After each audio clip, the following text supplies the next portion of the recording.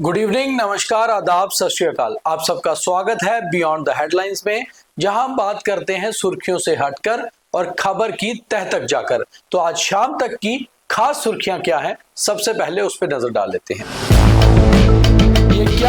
ये क्या कर लेंगे सुरेंद्र चौधरी का, बीजेपी पर फिर भड़के डिप्टी चीफ मिनिस्टर। पूरी खबर में सुनिए आज क्या कहा। सीएम उमर अब्दुल्ला फिर भागेंगे मैराथन में। दिल्ली पहुंचे 21 किलोमीटर की हाफ मैराथन में करेंगे पार्टिसिपेट। राज्यसभा चुनावों की अटकलों के बीच बीजेपी अध्यक्ष सत्य शर्मा से मिलने पहुंचे पूर्व अध्यक्ष रविंद्र रैना। रविंद्र रैना का नाम राज्यसभा के उम्मीदवारों में सबसे ऊपर है। सांबा में अंतर्राष्ट्रीय सीमा के पास दिखे ड्रोन, सर्च ऑपरेशन जारी। एसीबी की कश्मीर में बड़ी कार्रवाई, लैंड स्कैम और करप्शन के मामलों में 2 अलग अलग एफआईआर दर्ज। जम्मू कश्मीर नेशनल हाईवे 2 तरफा खुला, किश्तवाड़ में हुई लैंडस्लाइड, 7 लोग घायल। और अब सुनिए खबरें विस्तार से। और आज मेरे साथ मेरे सहयोगी पवन शर्मा नहीं होंगे। आज मैं अकेले ही खबरों का तबसरा करके आपको डिटेल्स बताऊंगा। ये मेरा क्या कर लेंगे, ये कहना है deputy chief minister Surendra Chaudhary का। और सुरेंद्र चौधरी ये बयान आज मीडिया से बात करते हुए दे रहे थे और कटाक्ष कर रहे थे विपक्षी पार्टी बीजेपी पर। दरअसल सुरेंद्र चौधरी उमर अब्दुल्ला सरकार में सबसे ज्यादा एक्टिव ऐसे मंत्री हैं जो लगातार विपक्ष पर कटाक्ष करते रहते हैं। आखिर करें भी क्यों ना। उन्होंने बीजेपी के अध्यक्ष रविंद्र रैना को जो नौशहरा विधानसभा चुनाव में हराया था। अब बात यह है कि विधानसभा का सत्र भी आने वाला है और राज्यसभा के चुनाव भी, वहीं नगरोटा और बड़गाम में उपचुनाव भी हैं। तो ऐसे में नेशनल कॉन्फ्रेंस सुरेंद्र चौधरी से पूरी खुलकर बयानबाजी करवा रही है ताकि सुरेंद्र चौधरी ही विपक्षी बीजेपी के सवालों का जवाब भी देते रहे और उन पे कटाक्ष भी करते रहे। सुरेंद्र चौधरी ने आज मीडिया से बात करते हुए ये कहा कि ये लोग मेरा क्या कर लेंगे, मेरा कुछ नहीं बिगाड़ सकते। और ये कह रहे थे वो बीजेपी के लिए। और बीजेपी के लिए एक बार दोबारा यही बयान दिया कि ये लोग तो लॉलीपॉप देते हैं, पिछले 11 सालों से इनकी सरकार थी, ये बताएं कि इन्होंने जम्मू कश्मीर के लिए क्या किया। अब जिस तरह से सवालों की बौछार बीजेपी सरकार पर कर रही है, वहीं सरकार के डिप्टी चीफ मिनिस्टर लगातार बीजेपी पर रिएक्ट कर रहे हैं और कटाक्ष कर रहे हैं। खैर, ये सब कुछ आमने सामने तब आएगा जब बीजेपी और नेशनल कॉन्फ्रेंस विधानसभा में आमने सामने होंगे या फिर बड़गाम और नगरोटा में। मगर तब तक सुरेंद्र चौधरी लगातार सवालों की बौछार जिस तरह से बीजेपी के ऊपर कर रहे हैं, ये एक बात को तो जाहिर करता है कि कहीं ना कहीं पक्ष और विपक्ष में राजनीति गरमाने वाली है। तो सुनिए सुरेंद्र चौधरी ने आज कहा क्या।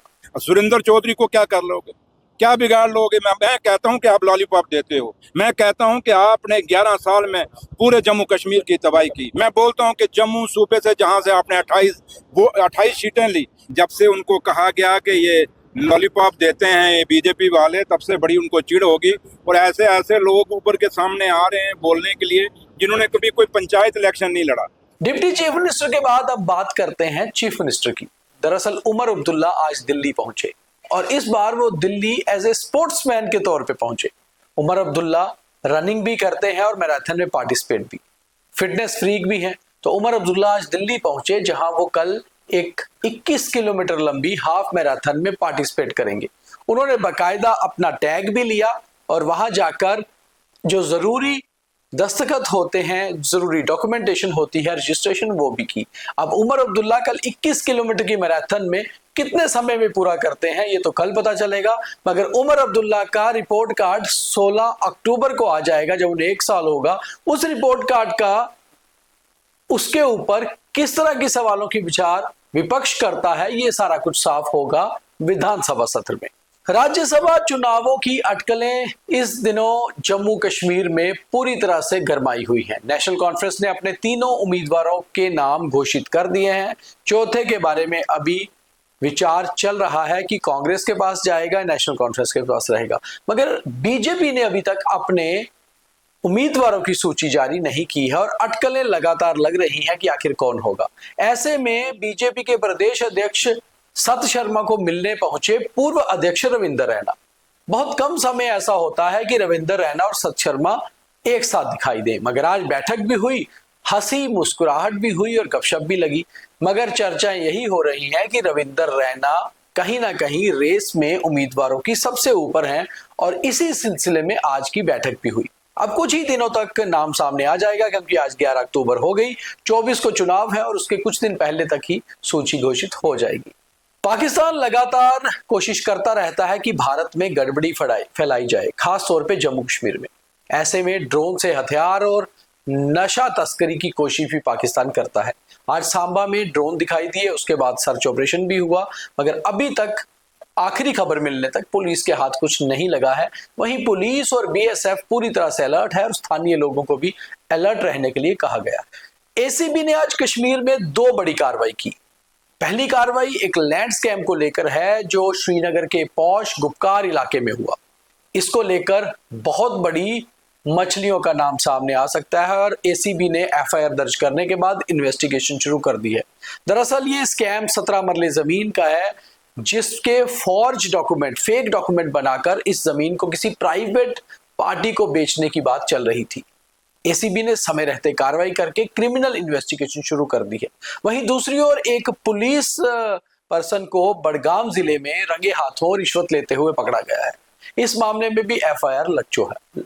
जम्मू श्रीनगर नेशनल हाईवे जो इन दिनों जम्मू कश्मीर के लोगों के बीच में गले की फांद बना हुआ है।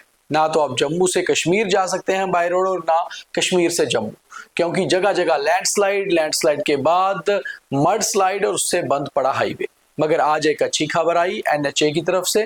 National highway authority of India ने कहा कि जम्मू श्रीनगर एनएच 44 को 2 तरफा खोल दिया गया है, यानी कि दोनों तरफ से हाईवे अब थ्रू है, अब जा आ सकते हैं। मगर रास्ते में कई जगह लंबी कतारें गाड़ियों की लगी हुई हैं, क्योंकि अभी भी पूरी तरह से हाईवे साफ नहीं हुआ है। वहीं एक दुखद समाचार और खबर किश्तवाड़ से आई, जहां एक लैंडस्लाइड हुआ, एक गाड़ी के ऊपर गिरा जिसमें 7 लोग घायल हो गए। 2 ही दिन पहले डोडा में एक लैंडस्लाइड में एक महिला की मौत हो गई थी।